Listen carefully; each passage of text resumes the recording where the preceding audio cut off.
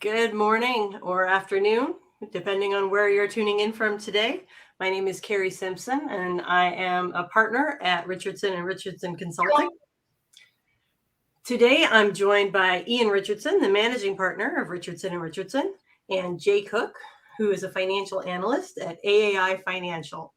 I'm just going to let everybody get settled and get into the room. It looks like there's still people streaming in, so we'll give it a minute or two, and then we're going to get started. So thank you again for joining us today.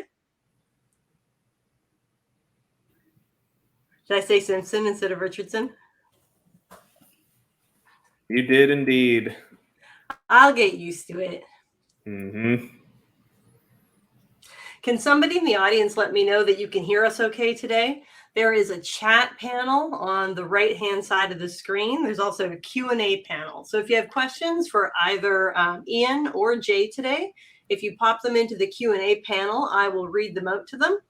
And then you can chat, amongst yourselves and amongst us using that chat feature. So if just anybody could pop in, yeah, we can hear you. That would be fantastic. Thank you. We can hear you. Thanks, Raj. Appreciate you, buddy. Raj, nice to see you. It's been ages. We have a definitive cake shortage here in Lansing, Michigan. So, if you could hook a girl up, that'd be nice. Adam, nice to see you. I hope the weather's fine in Las Vegas today. You've got to be almost at peak form for Worlds right now. CVC, good to see you on as well. Looking forward to our summer long of conversations together. Nice, Raj. It's nice. We haven't seen anybody in person for so long. It's nice to see some familiar faces on here today. So today we're talking about non-traditional M&A ideas for smaller MSPs that are looking to buy or sell. And definition-wise, when we say a small MSP, what we mean here is any MSP with under $1 million in EBITDA, which seems to be the sweet spot for a private equity exit and also the determining factor for the highest multiples in the business right now. It looks like the room is pretty stable right now, so we're going to move on to content. We're using a platform today called Big Marker, and if nobody's explored it before, it's a really interesting interactive platform, but it also has some features that are sometimes difficult to control. We have some polls in the webinar today, which means at some point during the webinar, in about 5-minute intervals, something's going to pop up over top of the content we're presenting, and it's a poll asking a question. These are mandatory. Put in anything if you want, if you don't want to answer them. But if you don't answer the question, it won't go away. So I'm still learning how to use the platform. So I'd really appreciate it if you were patient with me, if it causes any weirdness. But they're some pretty simple questions, and they're meant for us to get to know everybody a little bit better. So let's start with introductions. Most of you on the webinar today will know Ian Richardson. He's been in the IT channel for 17 years now.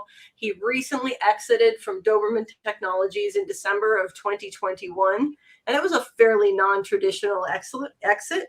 And Jay Cook, the other guest on our webinar today, was a huge participant in that exit and one of the reasons that he was invited to participate today. Jay, you and I don't know each other that well, so if you don't mind introducing yourself to everyone and telling them a bit about yourself, how you got into AA Financial and what's next for you, that would be very helpful.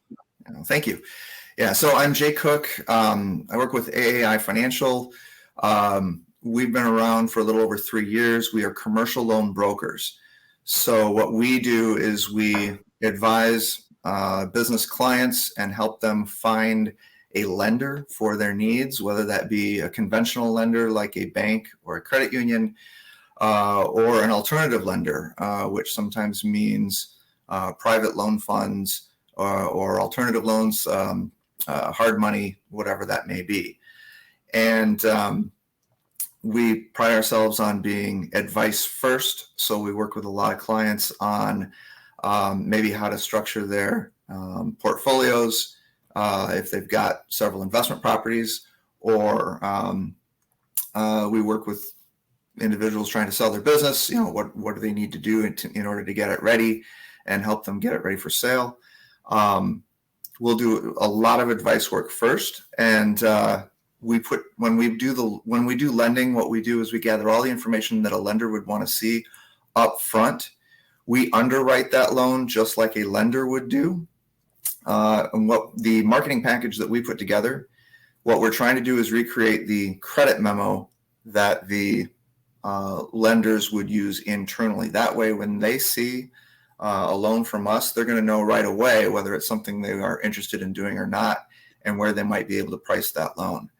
And I'll pop in right there and just kind of emphasize something that Jay just mentioned, which is that you're marketing to a lender, which sounds counterintuitive, but when you are selling your company and someone doesn't just have a pile of cash underneath their mattress that they can give to you at close, that means that they're probably financing some or most of the debt load to do the payout to you, which means you have two masters in this transaction. You got the person or organization that's buying your company, and you have the bank that is giving that person money, and you have to serve both. And that's a key thing here. You're marketing yourself not only to your buyer, but you're marketing yourself to your buyer's money man. Yeah. So. Yeah. And so one of the advantages that we provide to borrowers is that they're applying for a loan just once, and we are taking that information to multiple lenders on their behalf, so they don't have to do all of that legwork themselves. And then we come back and present the offers from the lenders that come back. And we don't get paid unless the loan closes. Jay, I have a question for you on that one, if that's all right. If somebody was curious about selling their MSP and what things might look like, or buying an MSP and what things might look like, and they were, I don't know how to describe it very well, but hunting for credit, how is that going to impact future opportunities for that business if, say, the loan doesn't work out? Is there one hard pull and then you're sharing information with multiple lending agencies, or does each lending agency do a hard credit pull? So the credit pull, I don't know. It depends on when that happens in the process, and so if there's a business that's looking for a loan, we can do a lot of information up front before credit is ever pulled. And so if the borrower is looking to borrow and then decides to pull out for some reason, it depends on where in the process that happens. Mm-hmm. A simple credit pull doesn't necessarily impact the business or the individual that significantly. And we can, the credit pull often won't happen necessarily in the process until after they've received a letter of interest. They know what the rate and terms are going to be if they go forward. The credit pull often happens after that. So if we're sending out our information to multiple lenders to see if they're interested, those lenders aren't necessarily going to do any credit pulls until we're much farther down the line and we selected one and said we want to go with you. And at that point, they start more deep dive underwriting. That's when that credit would get pulled. So if somebody today was curious about talking to you, they could do so without the fear that it would impact a future request for credit or Correct. Something similar in the future. Right. Excellent. So one of the things we wanted to talk about today was the reasons that a smaller MSP might think about selling before they became a prime target, say, for a private equity purchase. So before that, what would they buy? Yep. So some of the things that we were thinking about are, one, talent acquisition. The market's fairly competitive right now. Most of the companies that we're speaking to can't find appropriate tech talent at the level 1, 2, or 3 level, or they are significantly lacking in sales and marketing talent. So there is an opportunity right now for somebody to purchase an MSP just to acquire the talent that comes along with the purchase. So never mind the additional revenue that an acquisition brings along with it. You're looking at acquiring someone purely so that you don't have to go to market looking for talent. Yeah. And so this is, if you fall into that sub $1 million profit range, thinking about this from the sell side, how can you market yourself as a well of talent that can plug into a larger organization? What are some of the intentional steps you can do to make yourself appealing? So think about your tech stack, your licensing agreements, your contract commitments to vendors and things like that. If you're starting to prepare yourself for an exit from your company, what are some of the intentional steps? Doing month-to-month contracts, even if there's a slightly higher expense rate, makes it so that those contracts can be terminated in 30 days instead of having to wait out 1 to 5 years for the acquiring party. But if you've got a well-rounded, well-certified, well-educated team of tier 2, tier 3 engineers, that could be an acquisition that's very, very appealing for a fast growth, larger organization. They will pay to have well-paid, well-aligned talent with their company and with their culture to plug in. Another key piece of reason why someone might want to buy a smaller team is individual pieces of intellectual property, whether it's hey, you really have Azure Virtual Desktop figured out or some other new technology figured out, and you've got a little cottage industry going, and they're looking to spin up that arm in their larger organization. They can bring you in, you can be SMEs, your team can become trainers for the organization at large so that they can rapidly scale that offering. Or if you happen to have a piece of intellectual property that you've developed, whether that's more system or policy procedure, or it could be a small application you've developed, some way of doing things, even a particular way of marketing or selling that is attractive for that larger company at scale, those are marketable assets that people will pay and value. What about expansion? When you're looking to go into a new territory, what we've seen a lot is people who are having to take a reliable, valuable asset from their business, kind of uproot them and move them to support one big whale client that they've acquired in a different territory. We get a lot of phone calls over at Managed Sales Pros where people are saying, hey, we landed this one client. We're thinking about opening an office there. And now we have to build out an entire sales and marketing process around this brand new geography that we know nothing about. So there is something to be said for acquiring a business in the market where you've just landed that big cornerstone client to be able to effectively not only support that client, but support the expansion of the business in that geography. Have you seen a lot of opportunities like that in the market right now, Jay, Ian? So from the IT side, there are definitely specific buyers that are looking to acquire along a vertical track or acquire along a geographic track. So vertical wise, you've got huge players. Frontline's an easy one that comes to mind. Frontline's a legal specific MSP that's acquiring other folks with a large basis of legal clients.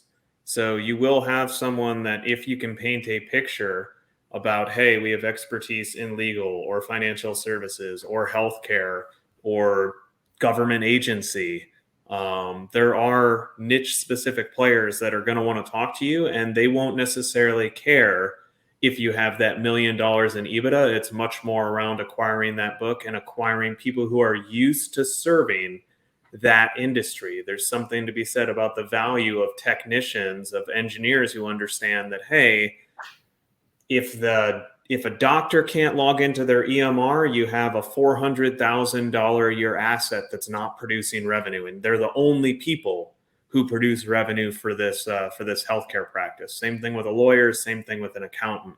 So being able to understand business impact and the way that technology impacts that is valuable to these larger players. Likewise, in geographic market, I'm consulting with a IT company that specializes in the agriculture business, and they have a large swath of Central America, of the central United States, that agriculture business has offices in. And the IT company is acquiring small MSPs, 1 to 3 guy shops along that band from the southern US to the northern US to help support that major client. That client's $1 billion company. So servicing that client is kind of their strategic plan. It is putting their eggs in one basket, but it's also opening up new markets that they can then cross-sell into those individual areas where their client has offices across. So there are techniques happening, at least in the IT space, where that's occurring. Jay, does acquiring someone's based off of, the banks don't really care, right? Like you can get, as long as you can prove financial health and a solid business plan, you can usually get funding. Is that accurate? Yeah, if you're financially healthy and you can show good, strong financials and you have a good business plan, you should be able to get financing. The question is how much. And a lot of, I'm going to take a more general approach, I guess, to the question. The more time you give yourself, you decide, hey, I think I want to sell my business and my target date is 3 months from now. You got one set of things that you can do. If you say, I want to sell my business and I've got a target date of 2 years from now, there's a lot more things that you can do. And, the question about expanding into new markets and expanding the business, a lot of business owners decide they want to sell because maybe the business has become stagnant and they want to go do different things. They haven't pressed for new revenues in a while. If you can show growth in revenues through new markets, through new territories, whatever it may be, that may be a stronger selling position for you from the buyer and from the lender's perspective. So give yourself time to make sure your revenues are growing, to make yourself more attractive. That may also help your valuation. So a lender is going to hire a company that they have vetted to do a valuation of the business, so that if that buyer needs to get a loan, the lender's going to do their own valuation. And if that business is growing, that's going to help the valuation team say, yes, there's valuation here based on the current cash flows, but based on the fact that it's growing, and might put you in a stronger position for that buyer to be able to afford the loan to purchase that business. So Jay, in your opinion, how far in advance of a potential sale should somebody begin adjusting for sale? So the notes you sent me prior to our event mentioned things like you got to stop running personal stuff through your business, which means obviously your tax load is going to change for a little while. Is that a 2-year plan or a 5-year plan? That's a good question. And I think a lot of it depends on the business and how that owner has been operating their business. So lenders like to see 3 years of tax returns. And I know a lot of business owners like to run things through the business that aren't necessarily business expenses. Their CPAs allow for that. The taxing authority doesn't necessarily always notice that, whatever it may be. The cleaner your financials are, the easier the process is going to be. A lot of times that we are dealing with this situation, certainly we are backing out expenses that were maybe not related to the business. Maybe the owner is running his wife's car expense through the business or something like that. So we'll try and back those things out. We'll justify to the lender and to the valuation specialist that that's what's going on here, so it really shouldn't be included as an expense. What we're trying to do is make the owner's potential distribution as high as possible, because that's how the buyer's going to look at it. That's how the lender's going to look at it. What cash is available for that owner to take at the end of the day. So if you've got a lot of excessive things running through the expenses that aren't necessarily related to the business, you may want a year or 2 or maybe 3 of solid financials without that happening. So our recommendation would be certainly, one of the first things you need to do if you're going to decide to sell your business, talk to your CPA and talk to an attorney to find out certain things. And with the CPA, talk about, I'm okay paying a little higher taxes in the next couple of years because I want a clean financial statement, clean tax returns to be able to get the business ready for sale. It's way better to have the small amount of tax burden increase off of the $50,000 to $100,000 worth of nonsense you were cooking and not have to justify anything than to have to justify everything and maybe not get credit for that full $100K worth of expenses you cooked through. My business needed that hot tub. It was essential.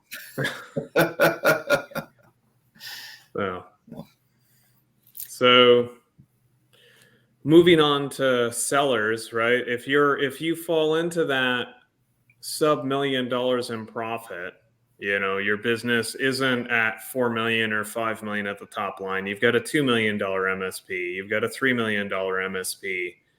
What are some of the reasons you might want to get out? There's a huge portion of the business owner population that is 60 plus. The baby boomers are retiring. What is it at 10,000 or so a day, 20,000 a day? It might even be higher. That section of population is leaving the workforce worldwide. Being ready to retire can mean a lot of different things to a lot of different people. It might be, hey, I just don't want to work anymore. But you could have waning interest in being a managed service provider. I fell into this bucket throughout pandemic and through a lot of personal life changes. My interest in running an MSP went from heavy to moderate to slim to negative. Meaning I not only didn't want to run an MSP, I would give anything to not run an MSP. So the interest in running the business is a key situation, and your situation might change as an owner. You might have children that are in college. You might have health situation changes throughout yourself, your spouse, your kids, your family. You might have a divorce. You might have a marriage. You might have a lawsuit or judgment that impacts you personally that can require a liquidity event. Businesses, just like anything else, are assets, right? Businesses aren't people. Businesses aren't ego. Businesses aren't the result of you as a person. All it is your finances, your equity tied up in a non-liquid form. And so if you have a divorce or judgment where you got to pay out $1 million over a set period of time, you might need to liquefy. You might need to create some liquidity in that equity so that you can deploy that cash to satisfy that judgment. And there may be some opportunistic or strategic reasons. The multiples that are being paid for MSPs are at an all-time high. And regardless of your size, there's opportunity right now in the field to get out because there is so much interest. There are different buyers who will want to talk to you as long as you have a healthy company, as long as you have a healthy base of clients, healthy financials, healthy employee-employer relationships. You do have an opportunity to be able to step out of your business, assuming that there is at least a floor of profit and a floor of revenue, right? If you're a $300,000 top line company, well, you don't really have a business, you have a job. But if you've got a couple $1 million worth of revenue coming in with solid profits and you can paint a picture and there's an opportunity for growth in your market, there will be people who say, hey, it might not stay as your company, but we could fold you in. We could make you a branch office of our larger organization and take advantage of some opportunities of scale. There's also a real reason for both buyers and sellers around strategic acquisition. So if you or a couple of key team members hold some really, really secret sauce in your specific vertical, focus, geography, what have you, someone may want to buy you and acquire you into their larger organization. If a large amount of your brand value is tied up in the entrepreneur, and you'd be willing to say, hey, I will work for someone else. I will work as part of a larger team. I could use some additional resources, some additional minds in the room. I want to have some support. you can sell the concept of you coming with the MSP and focusing into a larger organization. And there have been plenty of examples of larger players who have done just that. Some of them are on this call right now. There are some people in the audience who strategically put themselves into a larger organization and carved out a niche for that CEO, that MSP owner, to work as part of that larger organization and recognize quite a bit of value from that. That wouldn't have worked so well for you, Ian, being kind of burnt out on the whole idea of managed services. Your goal was to sell and walk. Yep. So what is the difference, Jay, in a transaction where the owner is prepared to stay on versus a transaction where the owner just wants to be done?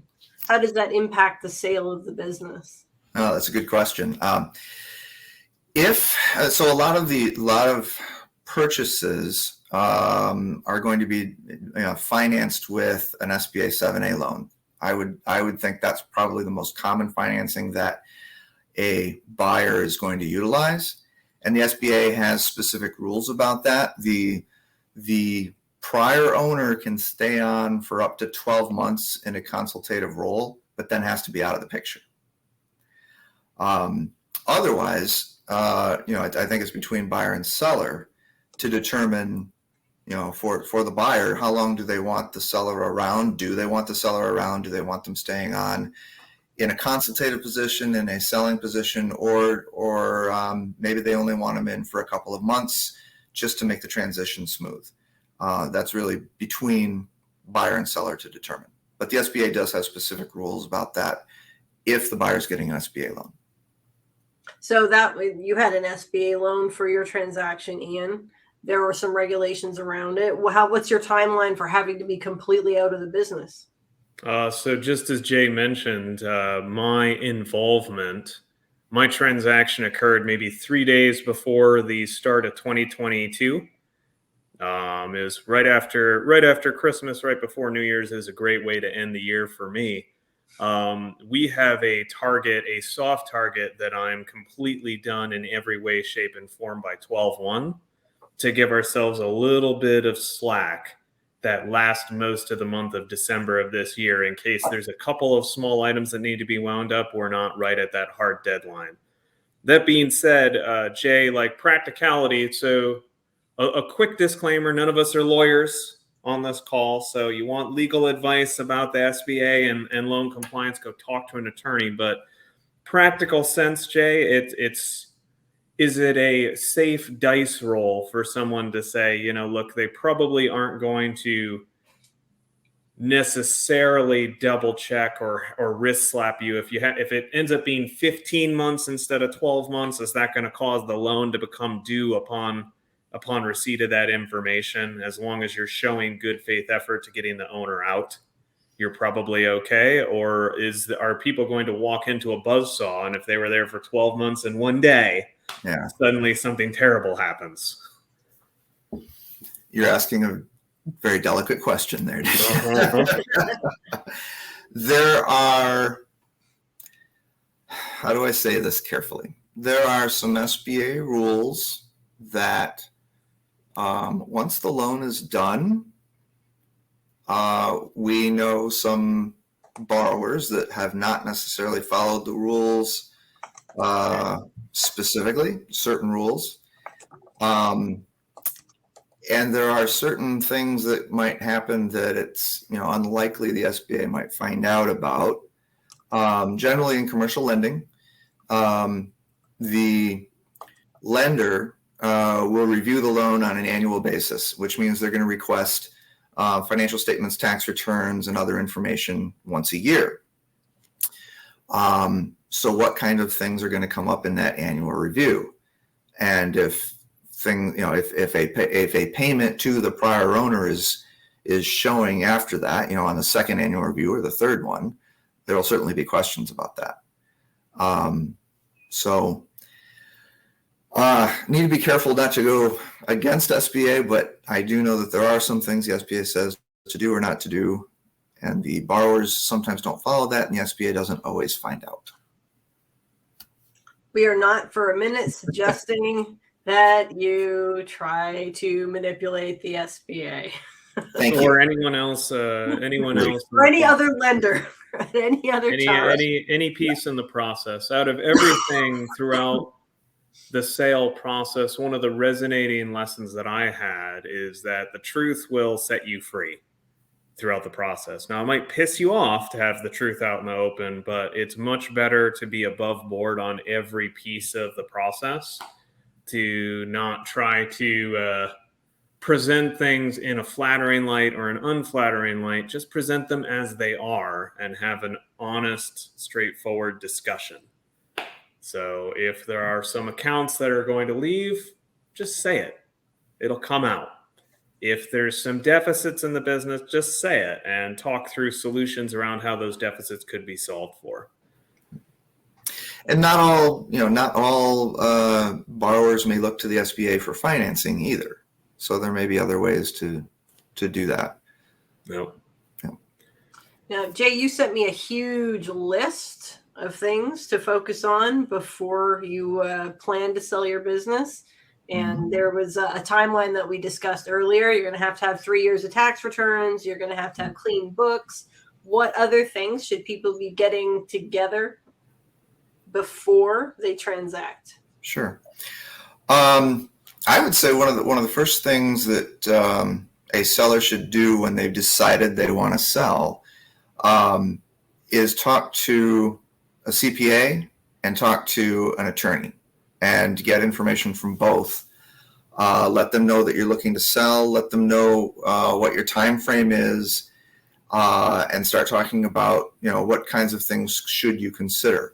For example, when the business is sold, it can either be an asset sale or an equity sale.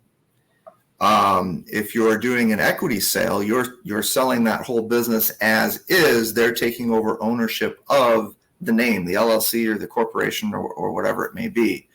If you're doing an asset sale, they're taking over whatever assets may be involved, and the business remains with the current owner. Which sounds a little silly. It ends up being dissolved afterwards. But some of the real differences that need to be discussed, Ian brought up before, contracts. If you're doing an asset sale, those contracts don't go forward. So are there contract, are you breaking contract, and are there some rules within the contract about what happens if that, if you're doing an asset sale and that contract continues with a business that doesn't really exist? There are tax advantages that I won't go into. A CPA should really answer those questions, but there are tax advantages of going one way or the other. But there's a lot of different things to consider that are really legal or tax advice. So get a CPA or an attorney involved as soon as possible. Also, there are several documents at the end of it when you're actually making the sale, several documents that need to be put in place. That having a good attorney that's done this before and can create those documents for you is very important for your protection as a seller, to make sure the buyer can't come back on you at some point and say, hey, wait a minute, this, that, and the other thing, and I'm going to sue you. So, yeah. As somebody who was party to an asset-only transaction, when I sold my U.S. business, the company was only interested in purchasing our contracts. They didn't want the DBA. They didn't want the phone number. They didn't want the website. They didn't want my Canadian company, which was Managed Sales Pros. They only wanted the $2 million worth of paper that we had signed. They could have done a little more due diligence, I think, in the case of this transaction, which was what allowed me to keep running my Managed Sales Pros after the transaction. Because our phone just kept ringing, contract kept coming in. So we're essentially an agency for the company that purchased our business. But they could have eliminated me entirely from the process had they decided they wanted to do a share transaction, which they didn't. And our transaction was fairly non-traditional in that I accepted a piece of my book for the perpetuity of the time that the company was able to keep the book, which, I mean, hindsight being 2020, they lost a lot of it. They kept some, they grew some. So my payout every month for the last 2 years has remained fairly consistent. I mean, and that it would have been enough for me to live on had I not decided to continue running a business. So for those of you that are kind of like exhausted and done with it, one option is absolutely going to a competitor and saying, hey, I've got this much in contracts and I would like this percent of the revenue of those contracts. And they offered that percentage to me evergreen. So for the lifetime of those engagements, I will continue to get paid. And anything I send to them, I also get paid on evergreen. And that includes the growth on it. So if it was a $100,000 a month contract and they grow it to $200,000 a month, I'm getting paid on the 200,000, not the 100, which was a decent deal for me at the time. We sold because we were unable to staff. So there's lots of reasons why somebody might choose a non-traditional sale like that. And staffing through the pandemic, of course, has been one of the biggest factors in companies having to reduce size, eliminate larger whale clients. I've had a lot of people talk to me about whether or not they want to continue servicing extraordinarily large contracts based on the revenue hit that they take when there is an M&A transaction externally from their organization. So I know Doberman was hit by a couple of those. Yeah, years back. I think that I doubt that there's an MSP on the call that hasn't had a double-digit revenue percentage client come in, which is fantastic when they come in, and have a double-digit client leave. And the old adage about boating really stands true here. The two happiest days in a boat owner's life is the day they put the boat in the water and the day it drives away on someone else's trailer. The two happiest days for one of those whale clients is the day you sign it and the day they leave. And it's two different types of happy. So things focusing on before you sell, making sure that no one account holds greater than a single-digit percentage of revenue. We really aimed to get everyone underneath 5%. So we didn't want a single client holding more than 5% of our gross revenue. That became a strategic focus at Doberman, and it remains a strategic focus today at Richardson & Richardson as well. We don't want whale accounts. We don't want so much of our revenue tied up in one single bucket. So diversification is a really solid one. Making sure that you don't have single points of reliance and failure anywhere in the business is good too. So you might have one admin that holds all the keys on doing things. As long as you have all of those process and proceduralized out, everything's written down, documented, here's exactly how you do this. Making sure the seat is replaceable is key. So you don't have to have 5 network engineers. You do have to have every part of doing network design and support documented. Here's how we do it. Here's the way we do it. Here's why we do it that way. As long as you make it relatively easy for roles and responsibilities to shift from person to person, they become chair dependent, not person dependent. You're eliminating a big amount of the risk factor from employees. And as long as not too much of your revenue is tied up in any one client bucket, you're eliminating a large amount of the risk from clients leaving. And those are two things that you have to assume will happen. You have to assume that when ownership transacts, you will lose clients and you will lose team members. And if you don't, you're the happy exception to the rule. But the rule is that churn will occur. And so making sure that you have a documented plan around handling churn and around handling that those loss of either human capital or client contracts should be accounted for in your plan and in your presentation to the seller. The other big thing that Jay's kind of talked about a couple of times is having a business plan, having some financial forecasts, having multi-year forecasts with different situations, maybe a best case, worst case, most likely case, are really, really solid to show people, look, here's different things. And if you start trending towards worst case, here are different contracts to talk about or different actions you can take. If you're trending towards best case, here's hiring indicators where you're going to need to have a body come in to keep this business running the way it is, running the way it functions. Having those KPIs and red flags identified are going to, again, make it an easier transaction. And what you want to do as a seller is to present a path forward that no matter what, you will succeed. And that's what you really want to be able to present a picture of. Mm-hmm. If I could tag on to that, Yeah. you brought up several things that if I'd like to comment on, and just from a slightly different angle. You brought up the customers. Have a good sense of your customers and how they perceive your business, because it's highly likely someone looking at buying your business is going to go talk to your customers to find out more and find out what the customer really thinks. You mentioned employees. Very often when you are promoting the business for sale, usually what's included, the number of employees and who the key employees are and what the expected retention of employees is going to be. So just like Ian said, it's good to know, if you can, who's going to stick around and who isn't, or at least make good guesses on that. And then the business plan and forecast. So anyone buying the business, if they are going to get financing in order to do so, is likely they're going to need a business plan to show how they're going to carry the business forward. And they're going to need to provide forward-looking financials based on what they plan to do with the business. The SBA is going to require 3 years at least of a forecast. Usually the first year would be 12 months, monthly forecast, and then 2 annual forecast years after that. So if you as a seller have that already in place for the buyer to use, to change with the ideas that the buyer may have, that'll go a long way to helping you get buyers interested and be able to sell that business. Yep. Well, there's a lot of different ways you can approach the sale of a business. One of the things that we've done is maintain relationships with our competitors throughout the entire duration of Managed Sales Pros.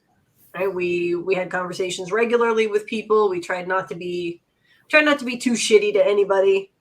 And then this is not a story I'm proud of, but the company that eventually purchased my business as an asset transaction offered me a significantly higher amount several years previously as a share purchase. And we had the opportunity, several years beforehand to sell for a significantly better rate and a bulk payout where I wouldn't have had to stay with the business. And at that time, we were growing at such a rapid pace that I was like, no, we're not going to accept that amount. No, we're just going to keep carrying on. So I ended up selling to the same people, but it was a significantly better deal for them at the time of transaction. So sometimes you have to strike while the iron is hot. The opportunity isn't always there. And right now the market seems wildly in favor of sellers. So if you're considering selling right now, you may not have the same deal on the table 5 years from now. And even though we were a larger company at the second offer, the offer was less because we had some significant challenges in the business by then. It was in the middle of the pandemic. Our staffing levels were dropping. There was no way that we could commit to our clients staying with the rate of service that we were able to provide to them at the time. So had I taken that original offer, several years previously, it would have been significantly better for me financially. So, if there was a bird in the hand.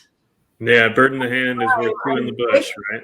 Yeah. I wish that I would have known at the time that I could have more than one exit, right? In my mind, I had to have like this one big nut that, and the amount that they had offered me wasn't retirement level money, but it would have been retirement level money had I taken it 8 years ago and invested it wisely. So different. We've mentioned a couple of different types of sales in a business. You're either doing a limited asset purchase where someone's buying parts of it and leaving parts of it behind, or the share purchase where they're buying the whole thing. If you take the type of sale out of the equation, there are a lot of different ways that the owner of the business can become not the owner of the business. So thinking about everyone involved, I've done consulting with MSPs that have been bought by their largest account. So if you do happen to have a whale that's 30, 40, 50% of your business, you may be able to sell yourself into that larger company and become an internal IT department that then services outside clients to make it close to a revenue neutral expenditure. They're going to spend money on IT no matter what. Why don't you make yourself a $0 cost IT department? There is an option there. This is really, really common with accountant groups. Large groups of CPAs will do this. But again, other companies pursue the strategy as well. Having those conversations with competitors, like Carrie mentioned, to where you can offload your book of business to a good competitor and offload your team to a good competitor, is an opportunity for sale. But start to learn the major players in your state and in your region. So one of the conversations we had, I didn't end up selling to them, but we went all the way up to potential letter of intent. Was I had a really, really big shop down in Southeast Michigan that I had been talking with for a good 10 years. Always had conversations, always kept the conversation track open. And when I started looking at selling, one of the people I reached out to was them. Now, their offer wasn't the best offer, but they did have an offer on the table to say, hey, we'd be happy to come in and grab you and pay out right up front and stick around for 3 months, and then you can be out. We'd love to keep you in, and we're happy to write an offer about keeping you in, but we're happy to get you out as well. So there are a lot of different opportunities with your local competitors. Another thing to think about, and Jay, maybe you can comment a little bit about the logistics on this, but there is opportunity outside of a traditional ESOP where you could sell to a group of key employees. If you have 3 or 4 people in your organization who might all want to buy the business, they could come in, form a new LLC or a new partnership, and you could sell your company to that partnership. Jay, you mentioned in SBA, one of the notes that you had was that there's a 90-10 rule. The SBA will finance 90% if you can come up with 10%. That 10% doesn't have to be from one person, right? It could be from a partnership where if they have to come up with $200,000, each of them brings 50 in cash to the table, and the partnership owns the business now, correct? Correct. Yes. Yeah. If you've got, however, if it's an LLC, like you said, like, a group of managers, let's say there's 4, they create the LLC, just like you talked about. They all put up equity into that LLC that totals 10% of the purchase price. That 10% is then used to buy the business. Yeah, that's fine. That's okay.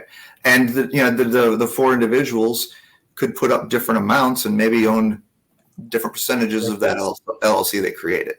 Yeah, it doesn't have to be an equal buy, but if you are a single member owner of a company and you have a established leadership team, one of the conversations you could have is with your team saying, guys, I'm thinking I might want to liquidate. Would you be interested in pursuing a sale? And that is a relatively friendly transaction. They know the deficits of the business because they operate the business with you.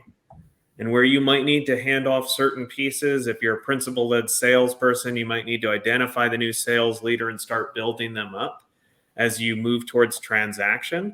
If you've got a couple of years in you to where you're no longer running your expenses through the business, you can show clean books, you can start educating them on the books. You could start moving forward on a path together to where the business remains intact, your legacy remains intact, the brand remains intact. Everyone who's running the business still is running the business, but the ownership transfers. And that's a low stress methodology. That's the method that Doberman used. Is I sold to my brother who had been there with me since the start. And the way it was positioned to our clients is, hey, we just did an equity shift where Mike is now the majority shareholder and I am not. But as far as they were concerned, hasn't Mike been running this for the past 3 or 4 years anyways? Yeah, he has. Well, then what do we care that you're gone? So it can create a very, very nice story to tell if you think about, if you think about, hey, could I sell this to my existing team? ESOPs are a little bit out of scope from this, and I don't want to touch that again. Go talk to a lawyer and go talk to an accountant if you're considering that particular method of sale. But you could, instead of selling to your whole company, You can sell to a group of individuals, and you can even do a two-stage thing. You could sell to the new group of owners. That new group of owners, their exit strategy may be ESOP down the road. But you can do a 1-2 step to where you can sell to a group of those mid-level leaders, that second generation of leaders that you've been developing over time, and step back. That was the method that I chose to pursue. Jay, what if any are other methods that you've seen of creative ways to get to a transaction, if you have any? Well, you've covered some good ones. Selling to your employees, management group, to competitors, to clients. You've covered quite a few options there. If you don't mind, I'd like to jump back just a little bit to the having 10% down if it's an SBA loan. If it's a conventional lender not going SBA, it might be 20% down or 30% down. But regardless, the point I wanted to get to was that a buyer may come to you and ask for seller financing. The SBA, I want to make sure everybody understands, the SBA will allow seller financing, but if there is a seller's note involved in the deal, let's say, so the borrowers would be required to put up 5% towards the purchase. The SBA would do 90% of the purchase, so you could do a seller's note for 5%. However, the SBA would require that seller's note be on standby until the SBA loan is paid off, which means you as the seller wouldn't be able to receive any payments until the SBA note is done, which is going to be 10 years or longer, depending on whether or not real estate's involved. So I just wanted to kind of backtrack to that piece that you had brought up, Ian. Yeah. Make sure that everybody's aware that a seller's note might be a good idea, but might not, depending on the situation. Yeah, it depends on how quickly and rapidly you want to have that last 5% of your transaction fee in your pocket. If it's a couple $100,000 and it's tied up for a while and whatever, and maybe you have some interest payments that are accruing on that, and then you get a nice big bulk payout the last year after the note's paid off, fine. If you accept that, hey, I'm willing to tie that up and have a larger payout 10 years down the road. But if timeline or if your comfort level isn't there, you might need to pursue different ways of financing that last 5%. Let's talk about Ian's tax bill. Oh, this is such a sore topic. So depending on what type, again, with the big banner of none of us are CPAs on the call either. So go talk with your tax professional. At the high level, an asset sale will be treated as capital gains or loss. A stock sale will be treated as capital gains or loss. An asset sale normally will be treated as income. So that's income tax versus cap gains. Things to think about there. Another thing to think about for those of you who might have a little bit longer of a timeline, go talk about the tax loophole with Schedule C corporations with your accountant, because you may want to form a new company and do some quick claims on assets, things like that, into a C corp, into a elected C corporation versus an S corp or versus an LLC, because C corps have an interesting loophole of up to $20 million in assets where you can walk tax free. Again, your mileage may vary. Go talk to a tax professional. But if you've got some run rate, you've got some solid IP, and you think that your exit is going to be stock sale, so maybe you're talking with that group of managers right now, you might want to look into that, because you could transfer the entire ownership of the company, leave the contracts intact, let it so that your management group can hit the ground running, which are all benefits to them, and you can walk away tax-free, which is a big benefit to you. So things to think about for those who might have a little bit longer of a runway. Look at what a C corp can do for you. Thinking about that employee and client churn. Even in the best of scenarios, you are going to have people who might say, hey, I don't want to work for Bob now. I was working for you I'm going to shop my resume around. The market's super hot. Recruiters are calling your team. Even if your team says they aren't, they are getting messaged by recruiters. There's always opportunity out there.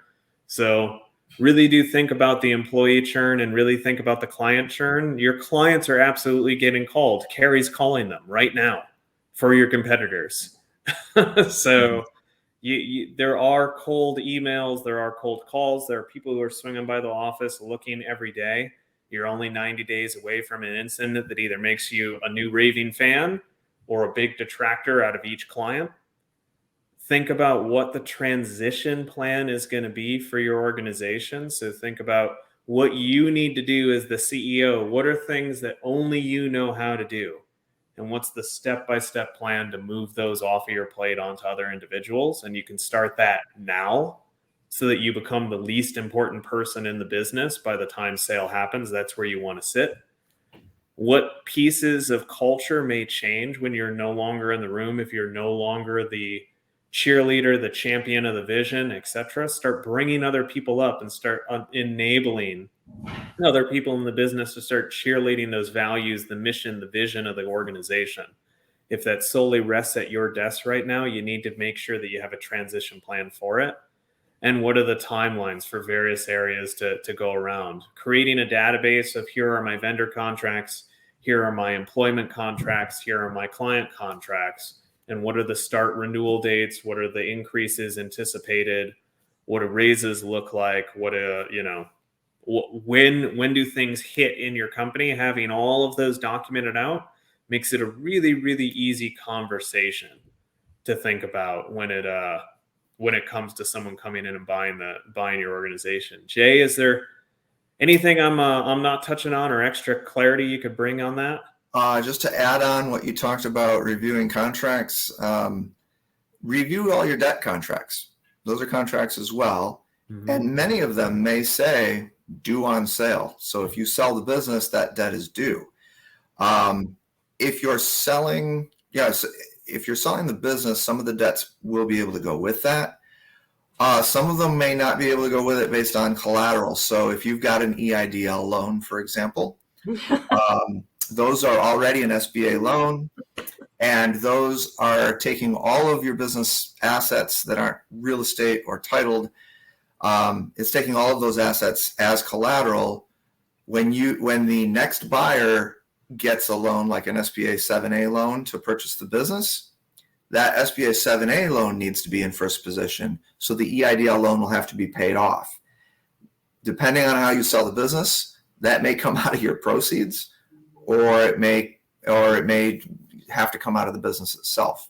But you will want to look at things like that. Look at your debt contracts, especially if you have an EIDL loan, and see how is a sale of the business going to impact those loans. Do they stay with the business or not? How are you going to account for that and make sure that you as the seller are getting out of the business what you want to get out of it? And there's been a couple of comments about this burnout and depression and the things that kind of lead a business owner to want to just be done. And I wanted to touch on that briefly because I don't think we talk enough about the toll that entrepreneurship takes on our mental health or our families. And I mean, if you're in that position right now, I don't know that there's any amount of money that can fix your mental health. Right? If you're done and you want to be done, there's nothing saying you have to keep your doors open. Right? I think personally, I had a lot of ego tied up in my first business, and now I just kind of look at my businesses as ways to create more wealth. Whereas before, I was a business owner, and that was who I was, and almost all of me was tied up in being that person. And I just there's one, please don't leave this webinar today feeling like you've got nobody to talk to. If you're having one of those, Jesus, I just want to be done with my business. I hate this so much. It's call someone, reach out to friends, reach out to family. There's a couple of comments today that, and I'm not sure, again, this is a new platform, so I don't know if everybody can see the comments or if only I can read the comments, but a few of them were really, really impactful for me. And I can remember those moments where I was just sitting in my office thinking why am I even bothering? Like that went from like every day to once a quarter. And now I can kind of like get through my little pity party really quickly. Like, okay, I recognize that this isn't the best day that I'm having. I don't have to do anything about it today. There really are no entrepreneurship emergencies. There's nothing going on that can't wait a day or that you can't think about for a day or for a quarter. So if you're struggling in your business right now, call me, call someone, Yep. call a friend, call your mom.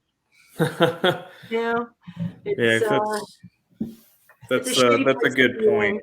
in. When you have when it feels like a box is around you and it's closing in, that can be a pretty dark space. So feel free to reach out to Carrie or I on LinkedIn or reach out through our website, Richardson or Richardson. That's one of the core missions that we have, is to try to paint a picture that, like, regardless of what the exit that you're going to be able to capture, we're here to help. And so we definitely want to make sure that we're there. It's connected rndr.consulting. Looks like we lost a couple of I don't know letters. where the I and the G went there.